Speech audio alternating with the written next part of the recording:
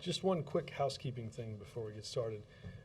Tomorrow morning in here, off camera, we will do the first of our briefings for the trip to India with Mike Froman, Ben Rhodes, and Undersecretary of State for Political Affairs, Bill Burns, to walk us through some of what the President will do and see and talk about in India. We're likely to do the latter portion, of the foreign trip later in the week, the Korea and Japan G20 part a little bit later. Tomorrow at 11 a.m. So. Embargoed or off camera? Or? It's off camera. Let me check on the embargo. My guess is there won't be one, but it'll be in the India portion of the foreign trip. Like I said, we'll do the second part of the trip probably Thursday. Thursday? But Froman's not going to be there to talk about G20 itself? Not tomorrow. No. Separate for Indonesia, or you not? Yeah, we're just focusing on India tomorrow. So we'll do sort of post-India, so that, you're right. Indonesia, Korea, Japan is all, we'll do the latter part of the week. Next week, Robert, or Thursday? No, it's either going to be Thursday or Friday. My sense at the moment is Thursday, but I will have more on that. Yes, sir. The earthquakes and everything going on in Indonesia. Is there any concern about that leg? I have not heard any expressed concern about any of those things impacting the trip. Robert, thanks. Two topics. On Afghanistan, can you give us your sense whether the President supports the U.S. giving of bags of cash to Karzai, as the Afghan President said yesterday? What does the President have to say about that? Well, Ben, I think you know that the United States provides assistance through U.S. aid and development programs. I think I'd steer you away from that characterization of how the United States provides aid to the Afghans. Well, that's what he said. This is what I'm saying. So he's wrong. We provide aid through a process that's appropriated through Congress, goes through steps and helps in a series of development projects and improves democracy and governance. In terms of, look, we closely monitor what happens in Afghanistan. Those efforts at monitoring include making sure that its neighbors do not provide an unnecessary or negative, don't exert negative or unnecessary influence on that country. And look, I would remind all of the countries in that region that they have a responsibility to play a constructive role in the future of Afghanistan. So what is the President's response to Karzai's companion assertion that he receives bags of cash from Iran? Again, only to say that we closely monitor what happens in Afghanistan and monitor countries that may try to negatively influence the country in the future of it. You monitor it, but is there concern that that in fact is what Iran is doing? Again, I'm not going to get into the intelligence of what we might see. On domestic politics, can you tell us whether the President has a personal reaction to Senator McConnell's quote that the single most important thing we have to achieve is for President Obama to be one-term president? But I've said this before, and I think you saw the President. The President gave an interview to the same publication where Senator McConnell gave an interview and came up with that quote. I doubt that regardless of the outcome of the election in a week, that the message that the voters of this country are going to send is they want to see more politics being played, or they want to see the process bogged down and mired in more partisan political games. Our job should be to work together to move this country forward, to strengthen our economy, and to improve the lives of its citizens. There's time for a political campaign now, and there'll be time in 2 years for a presidential campaign. But in the days and the weeks and the months after this campaign, the message that voters are going to send and the message that we as elected officials should take is that of working together, of getting things done that are constructive, again, that help strengthen our economy. We have had, over the past 2 years, enough game playing to satisfy ourselves for many political lifetimes. It shouldn't take 2 extra months to get a small business tax cut and a small business lending package through the United States Senate. We shouldn't have a United States Senate that where you have co-sponsors of and supporters of a commission to look into the federal deficit, have it come up for a vote and vote against it. We've been through that for 2 years. When then Senator Obama was advocating for Senator Kerry for president prominently, isn't that what he was trying to do, is make sure that President Bush wasn't a one-term president? Well, no, Ben, there's a difference, but look, again, there'll be time for an active presidential campaign, okay? And maybe Senator McConnell's interested in running for president. But if you walk out on the trail during a presidential campaign and advocate for the election or defeat of somebody, that's the political campaign season. But the political campaign season for the presidency of the United States is not going to be a week and a day from this election, or from right now and the day after this election. There's time for a presidential campaign. There'll be time for a political campaign. But members of the Senate are elected and hired by the people of the United States to get stuff done for the people of the United States, not to posture and play political games, gum up the system. We've seen people who said, look, our goal is gridlock. That's not what the American people are going to say, regardless, again, of the outcome, on Tuesday. Yes, sir.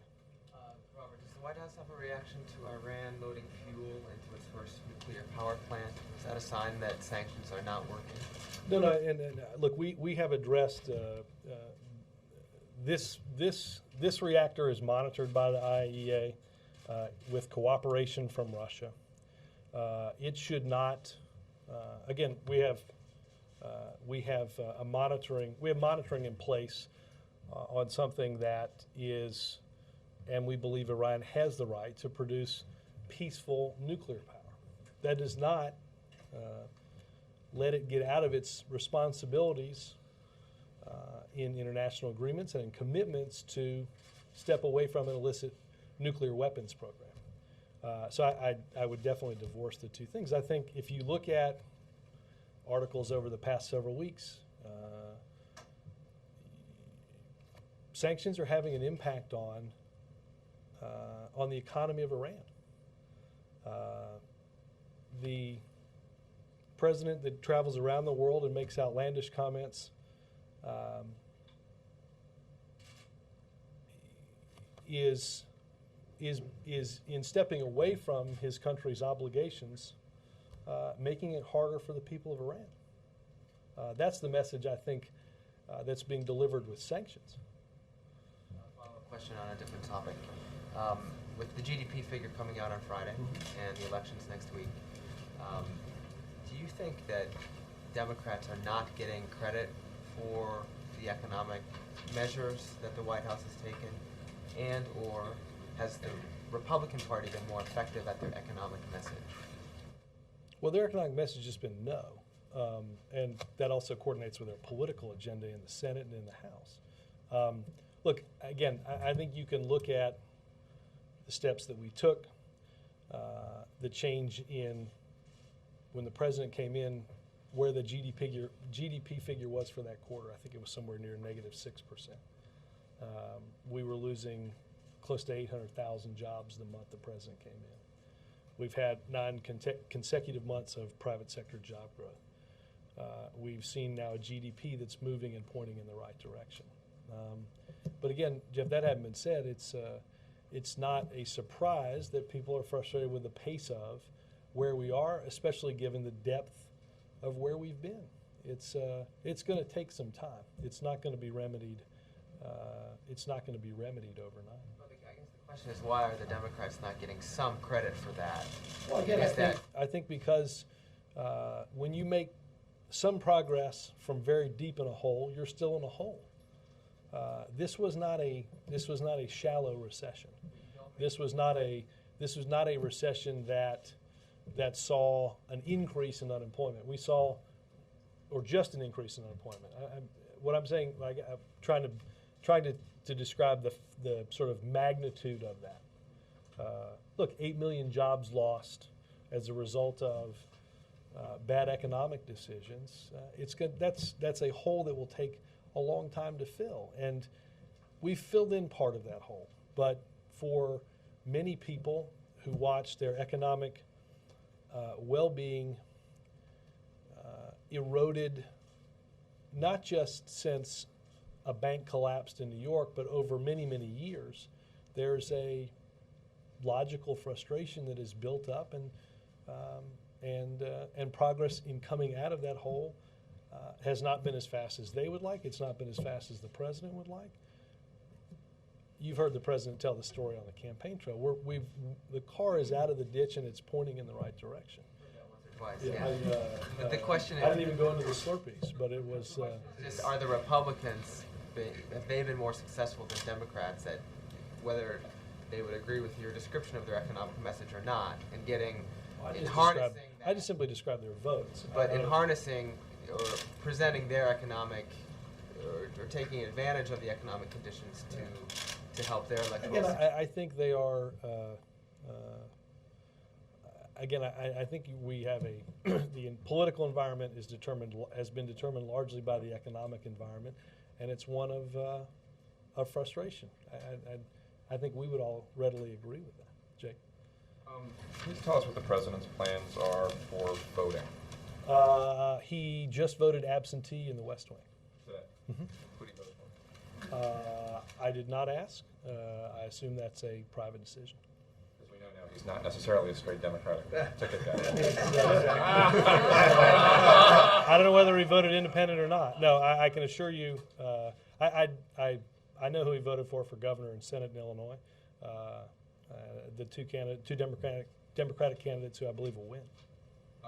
Does the president have any reaction to the comments from Governor Manchin yesterday, in which he refused to say that he would endorse President Obama for re-election in 2012? I did not hear anything from the president on that.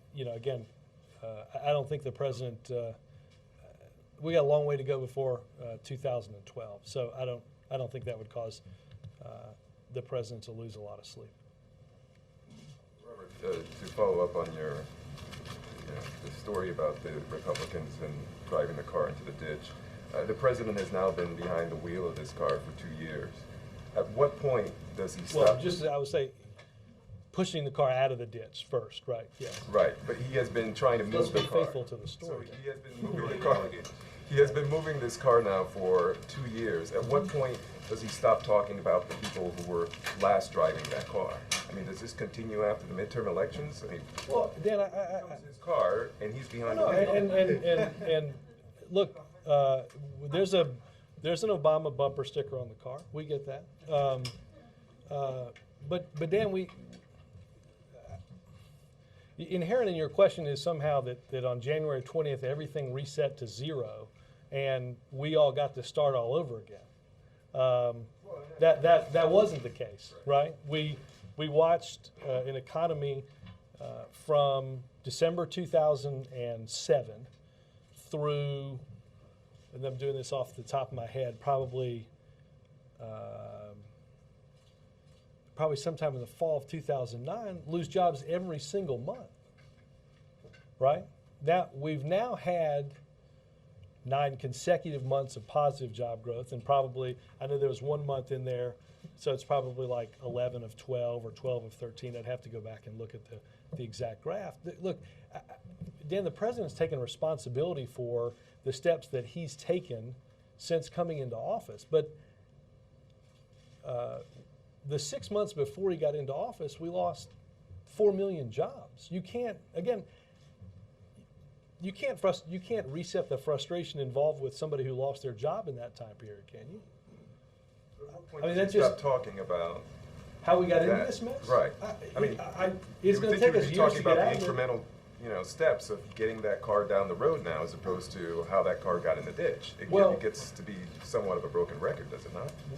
No, well, the record of the last 8 years was pretty broken. I would give you that. I don't think repeating how we got into this mess, partly because we don't want to repeat it. You've heard the president say, I'm not saying this because I want to relitigate it. I don't want to relive it. That's the president's message in this campaign. We don't, look, let's take, for instance, leaving aside that the chairman of the House Campaign Committee said our goal was to go back to the agenda of what we had before the president came into office. Senator Cornyn, the head of the Republican Senate Campaign Committee, has said one of the first things we ought to do is repeal Wall Street reform. Well, that's what got us into this mess.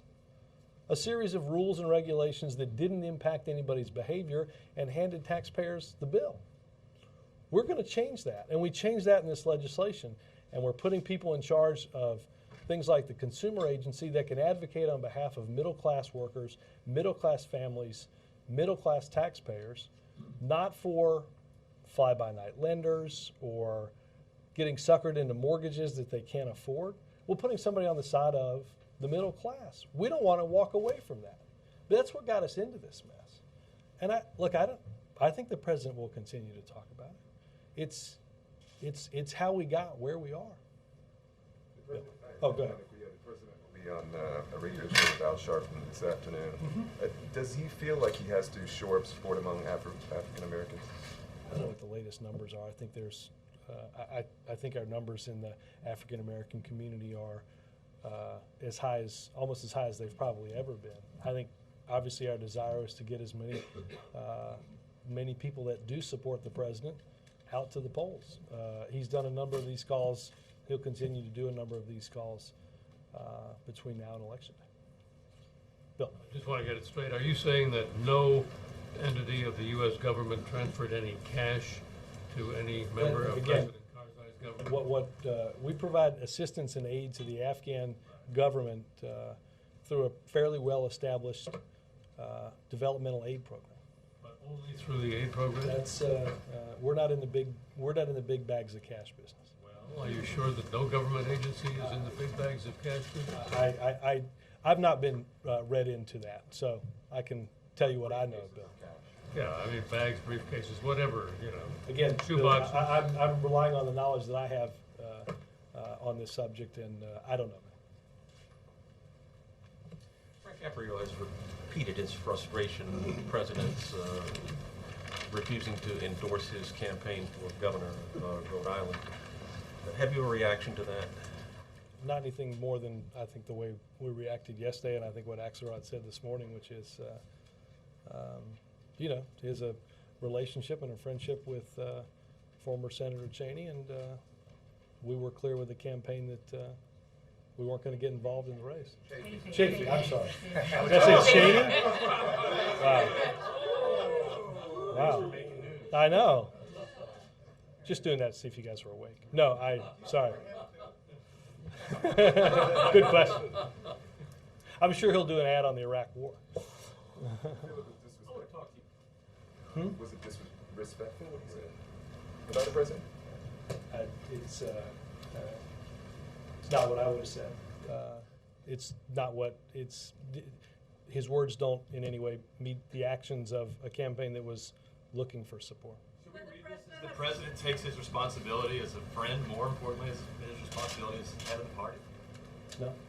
Could the president have handled it any better, perhaps by calling Mr. Caprio and telling him personally that he wanted to stay out of the race? That was communicated clearly and well in advance to the campaign How was it communicated? by a senior official in West Point. How far To the candidate? Several weeks ago. To the And campaign. to the campaign. Communicated, what was communicated? I'm sorry. That we weren't going to get involved in the race. Okay. I sense a difference in tone, less discussion of hope in this year of campaigning by the president than we heard in 2008. Why is that? Based on what? Based on the car, the ditch, riding in the back seat. Is this a reflection of the past 2 years? is I'm it a not reflection following- of I'm the not following president you, talking to Wendell. different people? Is the I'm president basically conceded that he needs to reach out to his base more than independents now? Is that what Because I'm? we tell this, you're gonna have to help me understand this, Wendell. We tell the story about getting the car out of the ditch, which is a metaphor for the economy, that he's appealing to his base rather than The independents. fact, the Slurpee, shall we bring in the Slurpee then, and Republicans standing on the sidelines, okay? And Republicans riding in the back seat. I think we said the middle class would be in the front seat, which would be a departure from where the middle class rode during most of the Bush administration, and I think we said as much in 2008 during the campaign. You're not going to concede more focus. I will say this, Mark called 7-Eleven, and they declined to comment specifically that Slurpees were a Republican drink, right? That is true. That is true. So I guess I don't follow your Slurpee Is the contention. president appealing more to his base now because he has despaired of the support of independents? No, I don't, it's hard to follow what you were laying out in the question, Wendell, but the president is seeking the votes of everybody in this election. We're not just appealing to one group of people. The president's, the actions that he's taken, the decisions that he's made were the right decisions, the right thing to do in a tough economic environment, and we hope it appeals to everybody. Can I follow on that? In the last few speeches, President Obama upped the ante, saying not only are Republicans not helping pull the economy out of a ditch, fanning themselves, sipping Slurpees, but in the last few speeches he has them kicking dirt in his face from above. I mean, where is this going? What's next? I don't. It's. I hope there's an ad for the last weekend on the story. Look, I think my sense, Mark, is that the president added part of that into the speech because I think to just simply assume that for the past 2 years, all the Republicans did was sit by and not do anything tells only part of the story. They voted against every one of these things. Again, they voted. I go to Mitch McConnell's, here's what the future is going to look like, to explain apparently what he believes his job is as the leader of his party in the Senate, leaving aside, again, the fact that if at any point 2 years ago, 4 years ago, 6 years ago, you would have said to Mitch McConnell, do you support cutting capital gains taxes on small business? If you were in a town hall meeting and you asked that question, do you think the first word out of your mouth would be anything besides yes? You know, there's a series of political games that get played in this town, and the Republicans have played a lot of them. Again, I don't think they would mischaracterize the fact that they tried at every effort to help get the car out of the ditch. Many of them are running a campaign exactly on that. We've just illuminated in a story and added Slurpees for a laugh. And kicking dirt and putting them in the back seat so the middle class can ride shotgun in the front, I think is a pretty good representation of what's happened over the past 2 years. So 2 quick questions. One, going back to Caprio in Rhode Island. It's one thing not to endorse the Democratic candidate, but I guess the question is why go to Rhode Island at all? It seems like it's throwing the non-endorsement in his face. We went there for a DCCC fundraiser. You could have raised money somewhere else, correct? Well, except that's where the DCCC wanted us to go to raise money. All right, well, second question, going back to the McConnell issue and the relationship with Republicans, setting aside any predictions about what's going to happen next week on November 2nd, putting that all aside, what changes, how is the president going to approach the relationship with Republicans differently? What changes will he make? And how do you balance trying to work with Republicans on one side and then not angering or further angering the Democratic base on the other side, some of whom think that he spent a lot of time trying to work with Republicans already? Well, look, we'll have plenty of time to get into operational changes. I'll say this. I think if you just read the interviews, just read the 2 interviews side by side, a president that, regardless of the outcome, wants to sit down, work with Republicans, find common ground, figure out how we can work together to move this country forward, versus somebody who's decided that his first job as leader of the Senate for the Republican Party, regardless again of the outcome, is to defeat the president and keep him as only a one-term president. Again, the job of the president and the job of any senator or any member of the House after this election is going to be solving the problems of this country, of which we know there are quite a few that need to be addressed. So how do you do that if you already know what McConnell has said? I mean, what will change from the White House's approach? Look, you'll have to ask Senator McConnell how he's going to approach this differently, given what he said and given the fact that the president said he looks forward to sitting down and working with them. That goes back again to some of the earliest time that we spent here at the White House in trying to get their support for a Recovery Act, trying to get their support for passing middle-class tax cuts to spur consumer demand. A lot of the things, quite frankly, that they've always said they were for, increases in infrastructure investments, all of those things. I can assure you that when the political and election season is passed and we get the next day back into the governing of this country, that this is a president that will reach out to, as he did, and try as best as he can to work with the Republican Party, because I think at the end of the day, the president strongly believes that there is enough common ground to be found to help move this country forward. The Republicans are going to have to ask themselves the posture they're going to take. I would say that the first message that has come from Senator McConnell is one of it's a deeply disappointing message that regardless of the outcome of this election, political gridlock and political gamesmanship is what the American people have to look forward to over the next 2 years. John. Serious question. If President Obama, As opposed to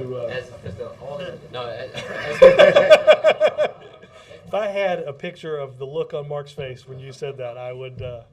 Sorry, go ahead. If President Obama believes that the problems the administration is facing is not over policy but over communication, why is it that all these policymakers are leaving the White House and all the communications people are staying? Well, Jonathan, I think it's important to not look.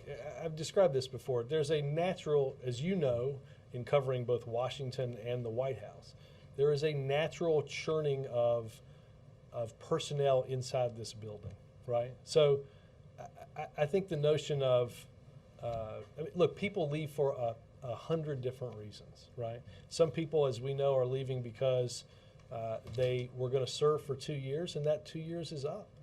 That they have opportunities that they walked away from in academia or in business or in anything, and they're going to return to that. So I don't know that I'd overly read into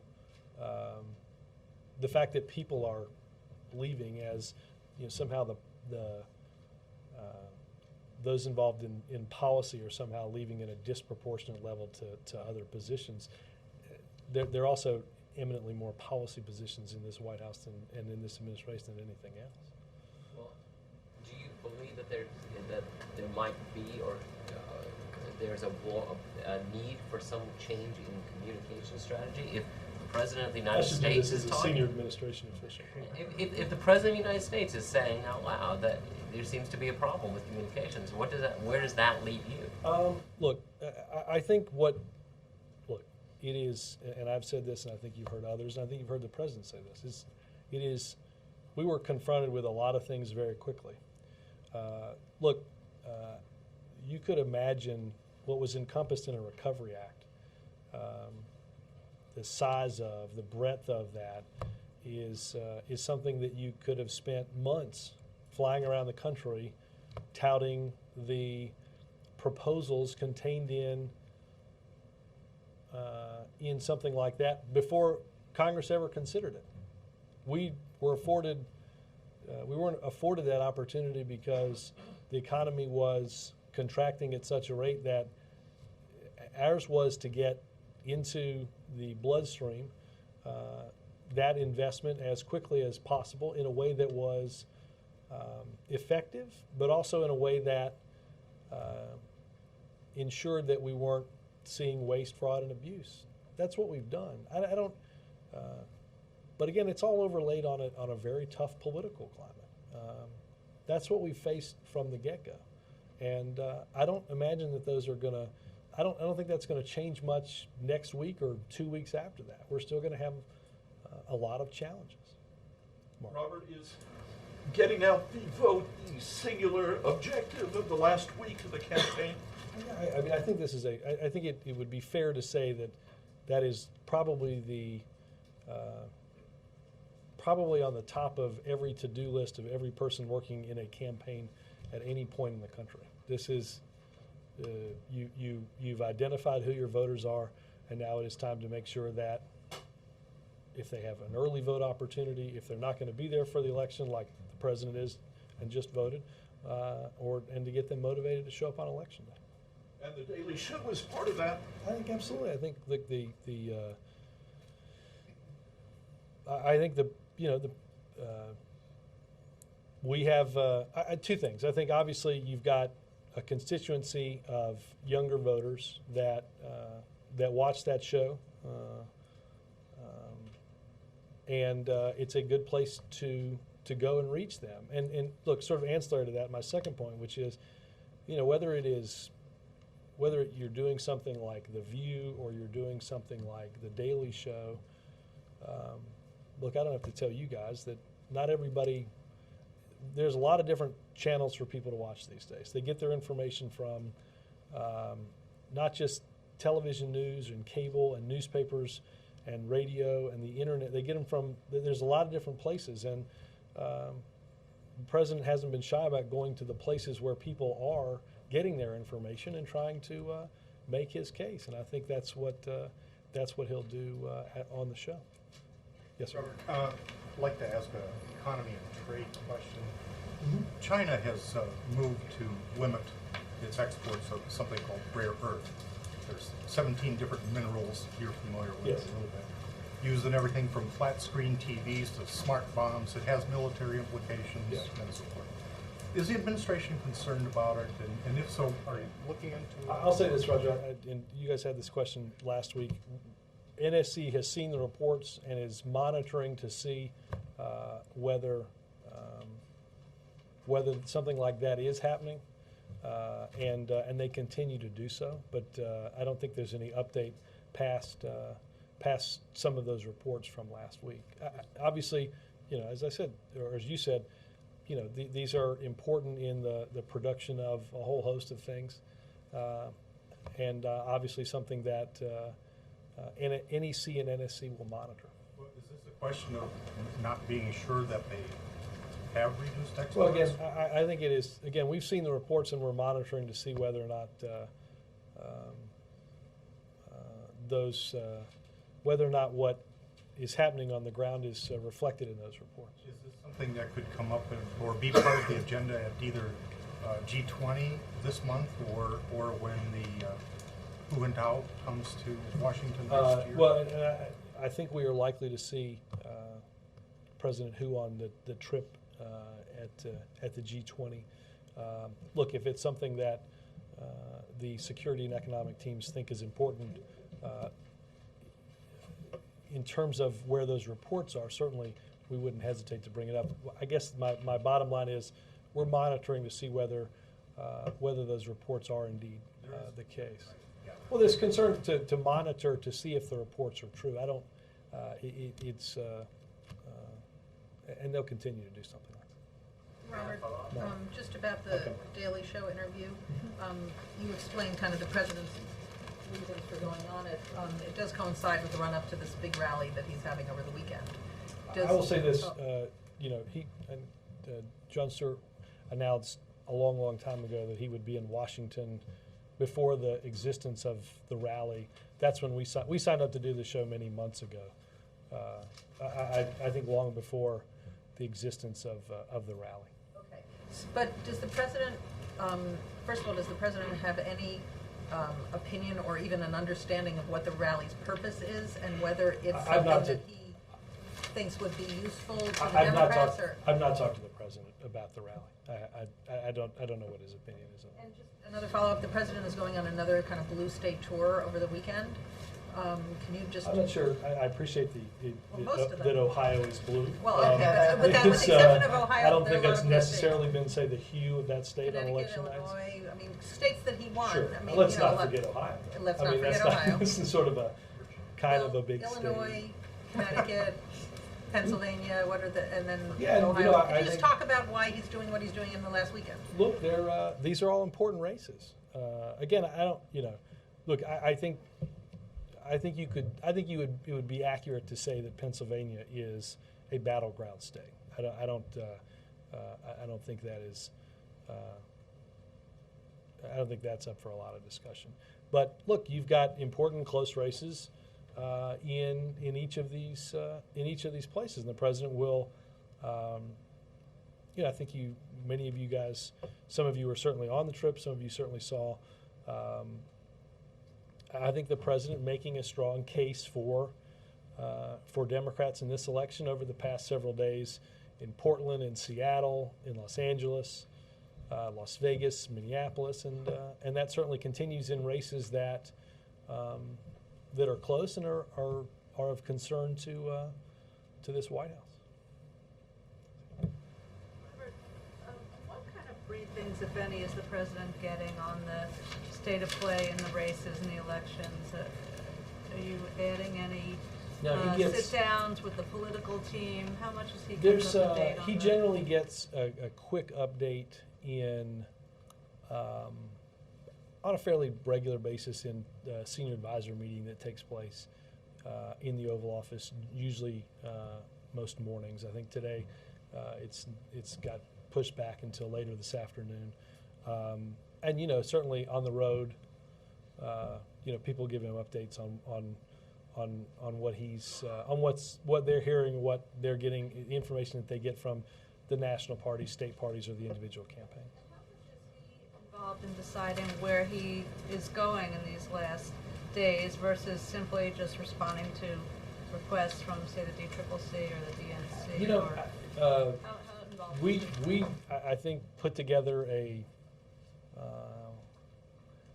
sketch for where we thought would be important stops for this last weekend, but he was not, to my recollection, involved in we should go here rather than here. It's just not usually how he does that. A housekeeping thing on the Stewart interview. Is that, I assume that's a closed press thing? He's doing it in the venue before an audience, isn't that correct? I believe so, yeah. In other words, there will be people in the audience for the show, who will witness the president being interviewed. So I'm wondering, will reporters be allowed to be in the room I can check on that. and witness the president being interviewed? I don't know the last time that the New York Times in the Oval Office, whether we did a print pool, but Ordinarily, Sometimes you make a transcript. No, I know. When the New York I know, Times goes into the Oval Office, we don't invite Cheryl, members of the public. Cheryl, I'm just kidding. We could. We could, it'd be fun. No. Let me seriously. In all honesty, let me check on the coverage. We would generally put out a transcript. So let me check on that, and we'll get back to you this afternoon. Stuart, does the president not have any concern about the conflation of entertainment, comedy, and politics? Does that take away from the John seriousness? sort of passed that. And look, if you're, It's not just about the interview, but the weekend as well. how so? Well, to the extent that a leading comedian is holding a political rally. No concern about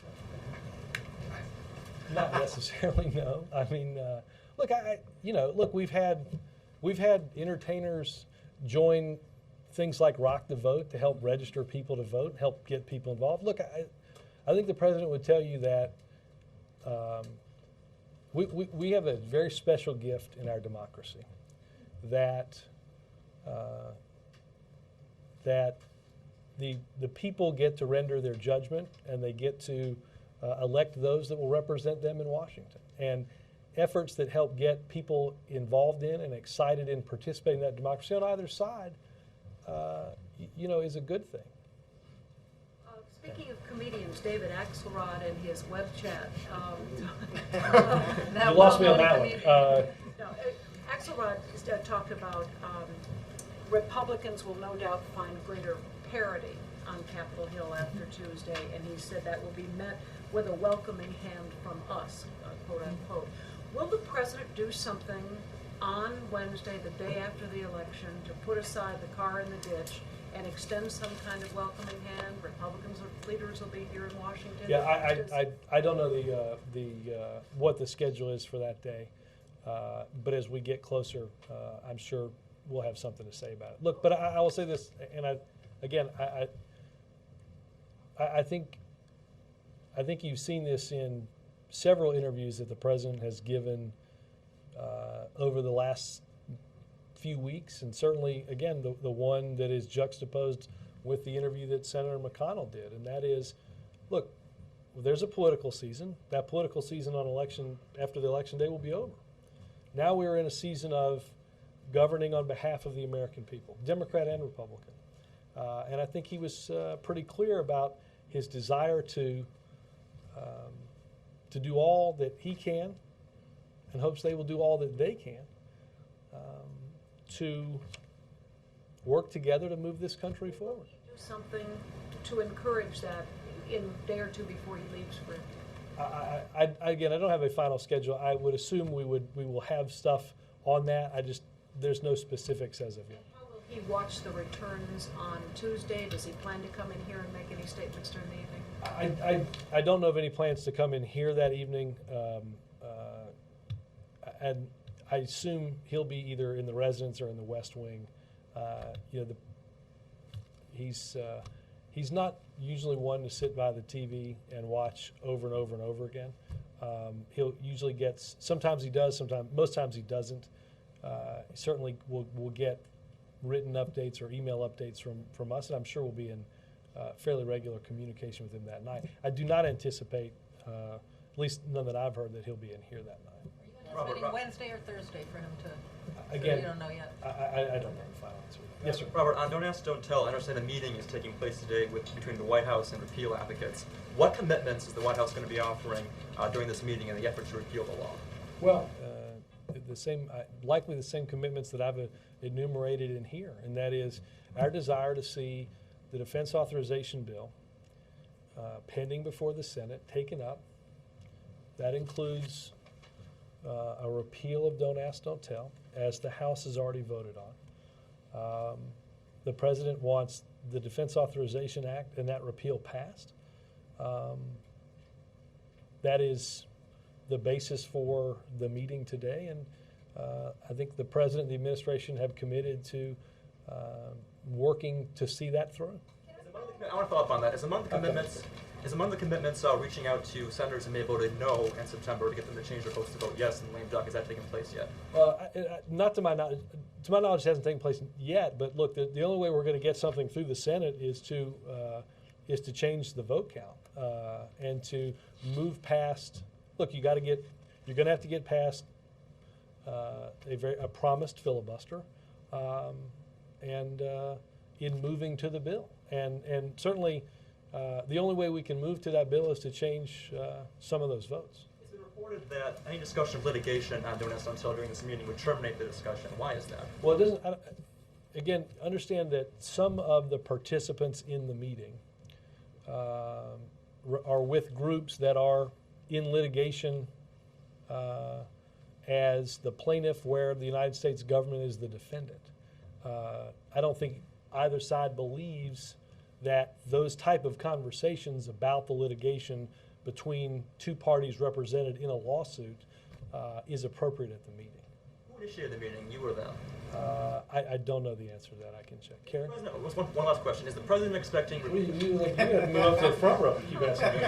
Go ahead. Is the President expecting repeal legislation on his desk by the end of this year, regardless of what happens at the polls next week? That's our hope. Again, our desire and our hope and the President's commitment is that he will work to see this passed. This is, look, we're approaching the beginning of December, which is when the Pentagon's study of implementation and of the attitudes of the military will be complete, and the president continues to believe that this is a law that the end of this law, that time for the ending of this law has come. The courts are signaling that, and certainly it's been his political belief going back. When I met him in 2004, that was his position. Care, do you have a? Yeah, we might have covered it, but go ahead. No, of course not. Two quick questions. Yeah. Any sense of what that report looks like? Has anyone in the White House had a chance to see some of the prelims of that DoD report? Not to my knowledge. And the last time I heard about this, nobody in this building had seen that. No. In terms of contingency planning, I know this is your favorite subject, but look, there's a very real possibility this doesn't go through. I know you guys want it to. I know that's the meeting today. Yeah. But if it doesn't go through, I mean, is something like stop loss on the table? Well, perfectly within yeah. the president's authority, by the way, during a time of war. I think that look, you've seen steps that have been taken over the past several days at the Pentagon involving service secretaries. You have a sitting chair of the Joint Chiefs that believes it's time for this law to end. The president working closely with the secretary to make that happen, and our efforts in the short term will be focused on the durable repeal of a law that the president thinks is unjust, and that's where our focus will be. Robert. Yes, sir. Thank you, Robert.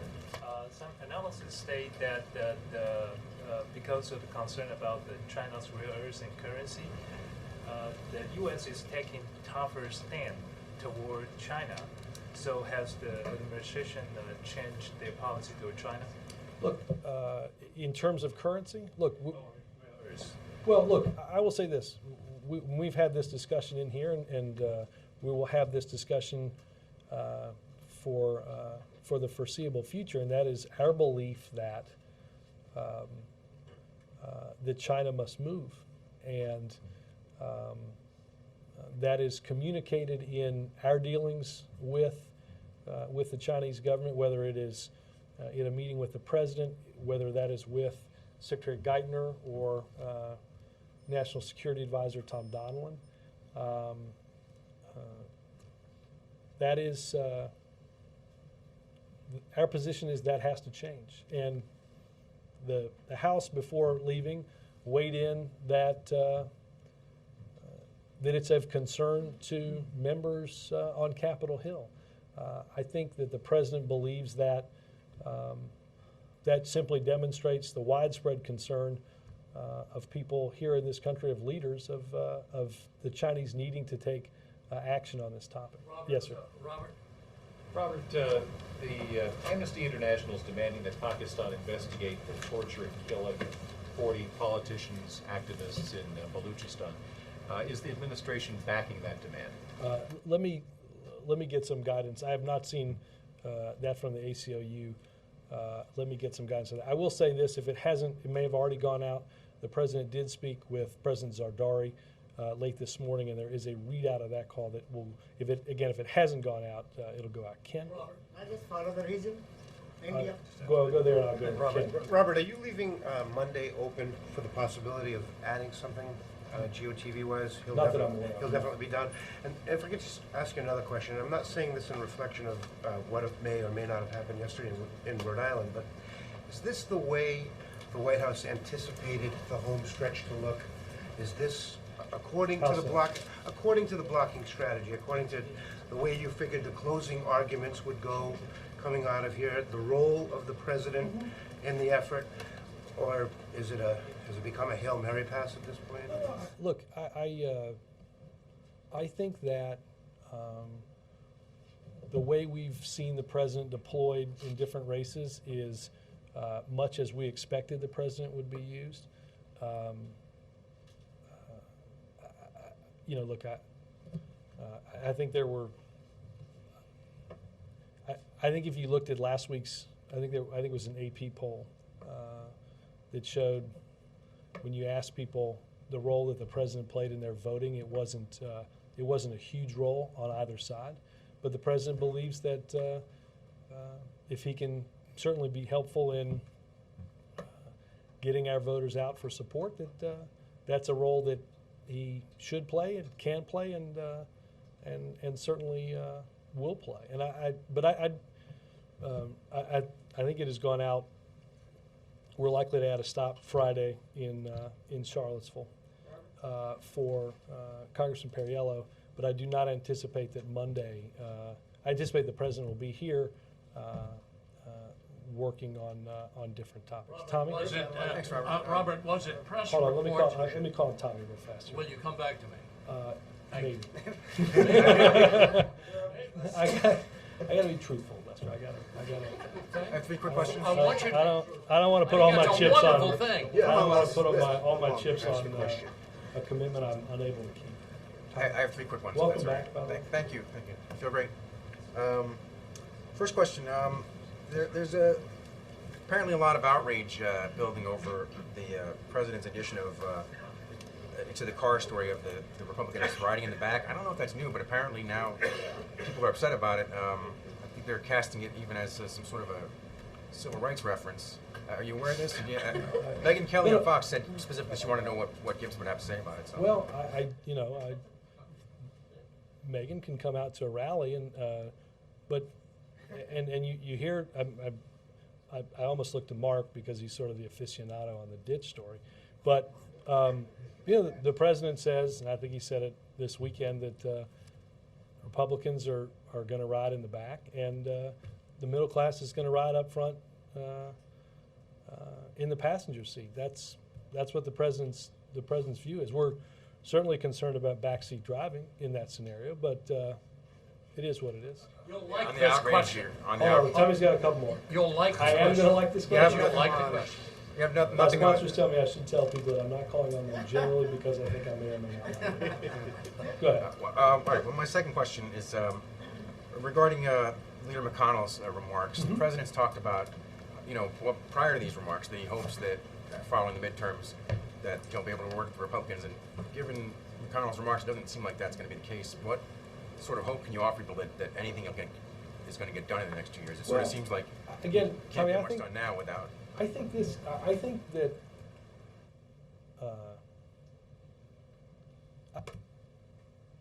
let's look back at any of the elections look back at the last 4 or 5 elections. I don't think at any point, regardless of the outcome, people took from that election that what they wanted to see was an increase in political gamesmanship and gridlock. That's not what I don't think that there's any chance that's the message coming out of this campaign. I think that the American people are going to want people that can sit down in a room together, find common ground. Not necessarily. Nobody's asking anybody to leave their principles or their values or their otherwise strong beliefs at the door. But let's sit down and look for where the ideas may overlap, and see if we can move forward on that. I think that's certainly the president's hope. I hope that Senator McConnell will reconsider what looks at this point to be his view of going forward. One more. Yeah. Well, the last one's really quick. Is there any chance the president's going to put in an appearance at the rally? Put in an appearance? The rally to restore honor /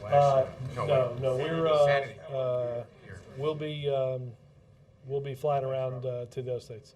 I'll go David, and then I'll go to Lester. I'm setting you up here, Les. You're the straight guy. In the interview that came out yesterday, the president said that he has to have humility about what we can accomplish. I wonder if you can explain that a little, and also square that with some of his favorite statements from the past, when he talked about the fierce urgency of now and the audacity of hope. How can you do that and be humble at the same time? Well, because look, David, I would explain this. I think the same way that David Axelrod explained this, I think when he was asked this morning, is this is a president that came to Washington wanting to work with the other side. Again, I think we have, look, we were criticized for wanting that for too long on health care. We were criticized, or the president sought to get support of Republicans for the Recovery Act in going to Capitol Hill, even after they said en masse that they weren't going to support it. That's not going to, that didn't stop the president then. It won't stop the president after this election trying to sit down and work with Republicans and Democrats alike that want to move the country forward. That does not mean that we can't do important things. That doesn't mean we can't, look, I think you could, and I would make the case that the only way you're going to get progress on things like energy, the only way you're going to make progress on comprehensive immigration reform, the only way you're going to make real progress on getting our fiscal house in order is to do so together. There is not a scenario where only one group of people can move this country forward and govern this country as it is noticed, as has been said, regardless of what the outcome is, there's going to be greater parity, which means everyone's going to have to work together. But on these important issues, there's been disparity between the two parties and the two sides that you haven't overcome when you've had a political advantage. Under what set of circumstances does this greater parity increase the odds of working with the other side that basically, that says again and again, it rejects some of the president's key policies and key ideas? I think, David, first and foremost, we understand, look, if you look back at the past 2 years, you've needed 60 votes to pass a bill that required 50, right? That at every step of the way, you couldn't get past that. Again, maybe that had something to do with the fact that there were 60 or 59 Democrats, but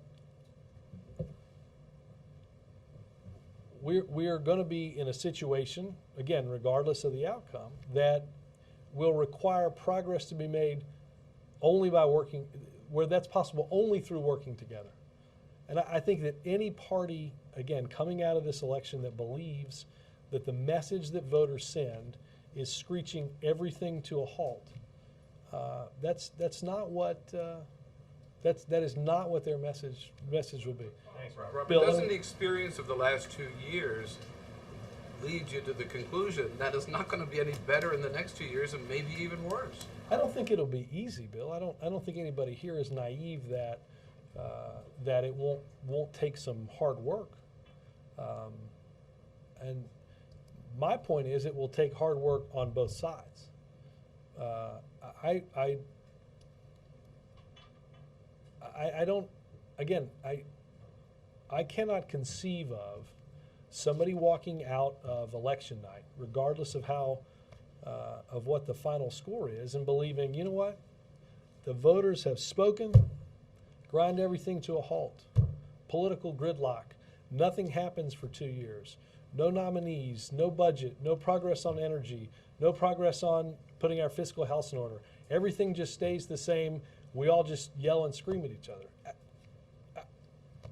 There's not going to be an exit poll that shows that. There are people running to block Obama, and some may or may not win. And if they're in the Senate, you know that will give the obstructionists even more power. So it sounds like you're gilding the lily a little here.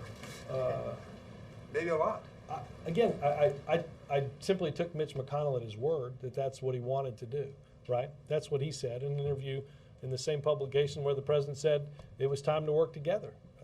I think that's the message that voters are going to send. One more, Lester, and then poor Benjamin trying to get one for hours. I appreciate it. Was it, I have a two-part. Was it press reports? You set up like this question, right? I didn't say which part. All right. You just put an and in between them and we'll was it press reports of the president's repeatedly dropping any mention of the creator and referring to the Declaration of Independence, that led him to commendably restore it in 4 speeches this weekend? No, look, I think the president has at certain times quoted from and at other times paraphrased the Declaration.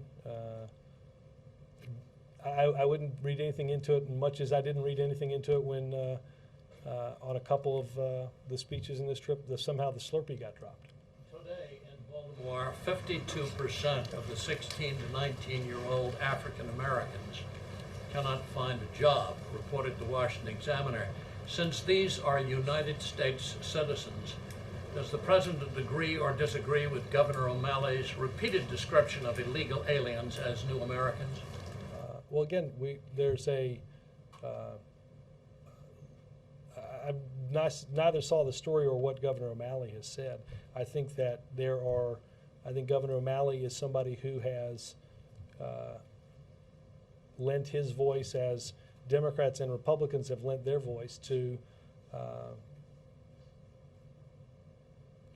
dealing with the immigration reform, problem as in a comprehensive way. Thanks.